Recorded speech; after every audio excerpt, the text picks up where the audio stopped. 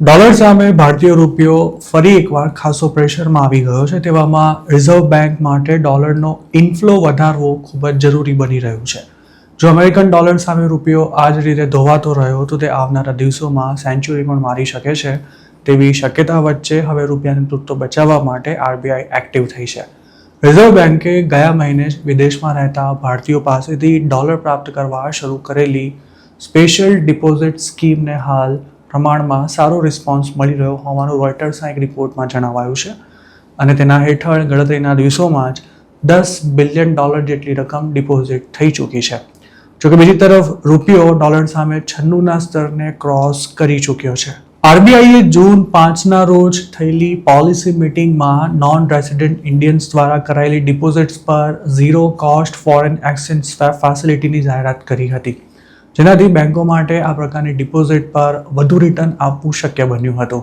ત્યારબાદ જૂન 23ના રોજ મધ્યસ્થ બેંકે વધુ એક સ્પષ્ટતા કરતા બેંકોને આ ડિપોઝિટ સામે લોન આપવાની છૂટ આપી દીધી હતી, જેનાથી આ સ્કીમ વધુ આકર્ષક બની હતી અને આ જ કારણથી ગણતરીના દિવસોમાં જ $10 બિલિયન પણ વધુની રકમ ડિપોઝિટ થઈ શકી હતી. ખાસ તો આરબીઆઈએ ગયા મહિને જે સ્પષ્ટતા કરી તેનાથી ડોલરનો ઇનફ્લો ખાસો વધ્યો હતો. આ સ્કીમની છેલ્લી તારીખ 30 સપ્ટેમ્બર છે. એક્સપર્ટ્સનું માનવું છે કે મોટાભાગનું રોકાણ ડેડલાઇન પૂરી થવા આવે તે પહેલાં જ આવવાની સંભાવના છે અને તેનો આંકડો વધુમાં વધુ $50 બિલિયન સુધી પહોંચી શકે છે. પણ સવાલ એ છે કે આ ભંડોળ આવ્યા બાદ પણ રૂપિયો કેટલો સ્ટેબલ થઈ શકશે. જો આમ થાય તો હાલની સ્થિતિમાં ડોલર સામે ધોવાઈ રહેલા રૂપિયાને થોડો સપોર્ટ મળી રહે તેમ છે અને દેશના ફોરેન એક્સચેન્જ રિઝર્વમાં પણ વધારો થશે. આ યોજના એવા સમયે અમલમાં મૂકવામાં આવી છે કે જ્યારે ઈરાન અને અમેરિકા વચ્ચેનું ટેન્શન ફરી વધી રહ્યું છે અને તેના કારણે ક્રૂડના ભાવમાં 20% જેટલો વધારો થતાં રૂપિયો પ્રેશરમાં છે. હજુ થોડા દિવસો પહેલાં જ ડોલર સામે રૂપિયો 95ના લેવલને પણ ક્રોસ કરી ગયો હતો અને આરબીઆઈના પ્રયાસો બાદ તે ફરી સુધરીને 94ના લેવલ સુધી પહોંચ્યો હતો.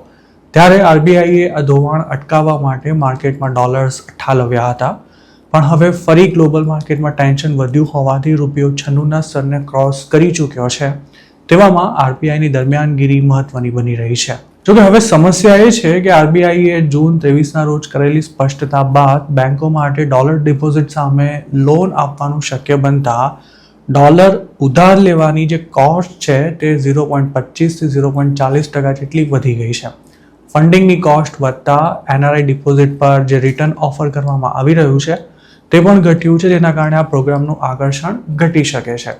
આ ઉપરાંત ભારતીય બેંકો માટે કન્ટ્રી સ્પેસિફિક રિસ્ક લિમિટ્સને કારણે મિડલ ઇસ્ટર્ન અને જેપનીઝ બેંકો પાસેથી ભંડોળ મેળવવું પણ મુશ્કેલ બની રહ્યું છે. આમ તો આ પ્રોગ્રામમાં મિડલ ઇસ્ટમાંથી સૌથી વધુ મૂડી આવે તેમ હતી, પણ હાલ સિંગાપોર અને હોંગકોંગમાંથી સૌથી વધુ ડોલર્સ આવી રહ્યા છે. મિડ સાઇઝની બે બેંકોના એક્ઝિક્યુટિવ્સે આ મામલે રોયટર્સ સાથે વાત કરતા જણાવ્યું હતું કે મોટી બેંકોની સરખામણીએ તેમની ફંડિંગ કોસ્ટ વધુ રહેતી હોવાથી તેમના માટે એનઆરઆઈઝને વધુ વ્યાજદર ઓફર કરવું મુશ્કેલ બને છે. આ ઉપરાંત ઇન્ડિયામાં થયેલી વ્યાજની કમાણી પર લાગતો ટેક્સ પણ મહત્વનો મુદ્દો છે. ઇન્ડિયામાં એનઆરઆઈ ડિપોઝિટ પર મળતા વ્યાજ પર કોઈ ટેક્સ નથી ભરવો પડતો, પણ યુકે તેમજ યુએસમાં રહેતા ઇન્ડિયન્સને તેમના દેશમાં ટેક્સ ભરવો પડતો હોવાથી તેમને મળતું રિટર્ન ઘટી જાય છે. કોઈપણ દેશની આયાત કરતા નિકાસ જેટલી વધારે હોય તેટલી જ તેની કરન્સી નબળી પડે છે. વર્લ્ડ ઇકોનોમીમાં ડોલરનો દબદબો છે, જેથી આયાતનું બિલ ચૂકવવા માટે તેની જરૂર પડે છે અને તેનો સૌથી મોટો સ્ત્રોત નિકાસો દ્વારા થતી કમાણી છે.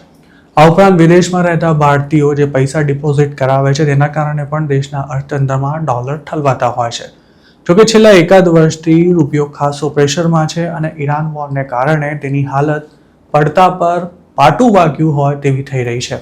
ટ્રમ્પે શાંતિ સમજૂતી બાદ ફરી શરૂ કરેલું આ યુદ્ધ જો લાંબુ ચાલ્યું તો તેના ગંભીર પરિણામ ઇન્ડિયા જેવા દેશોએ પણ ભોગવવા પડશે અને 2026ના અંત સુધીમાં જ ડોલર સામે રૂપિયો 100નું લેવલ વટાવી જાય તો પણ નવાઈ નહીં હોય.